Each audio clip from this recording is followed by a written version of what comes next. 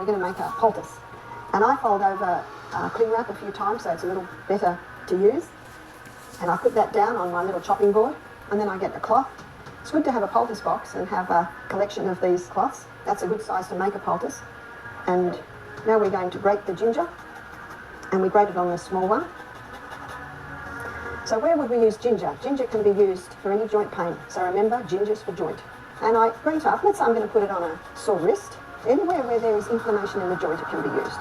So let's say a person's got some arthritis in their joint and it's quite painful. A ginger poultice can be made because this ginger poultice appears to draw the inflammation out of the joint.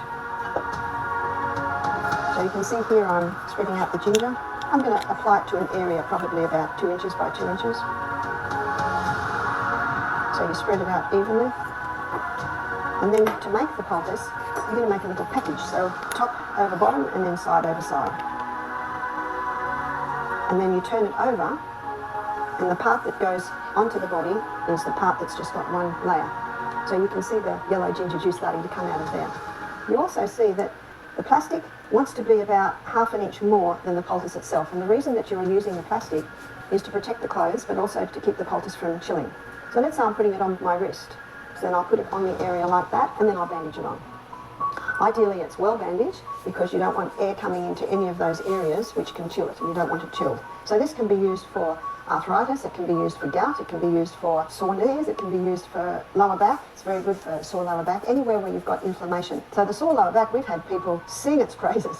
We've had people at our retreats that have a very sore lower back. We apply the ginger poultice, and usually their pants can hold it in place. And within half an hour, they're telling us it's getting very hot. When the skin gets hot under the ginger poultice, it's an indication that it's drawing the inflammation out of the joint to the skin. When someone has a sore lower back, they often want to put a hot water bottle on their back. Now, the hot water bottle does bring relief because whenever you're in pain, the muscles tend to cramp. Basically, they're going out in sympathy with the pain.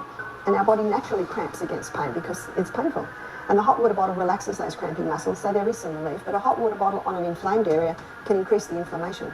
So the hot water bottle is really not the best because it can increase the inflammation even though it relaxes the muscles. Whereas the ginger poultice, when it's applied to the lower back and the ginger starts to draw the inflammation out of the joint to the skin and the whole area gets hot, that's relaxing the cramping muscles. So the ginger poultice relaxes the cramping muscle and the ginger poultice pulls the inflammation out of the joint. I usually apply the ginger poultice maybe about 6 o'clock in the evening, say the person's got a sore knee or a sore wrist or wherever it may be. And that allows the person to feel how hot it's going to get.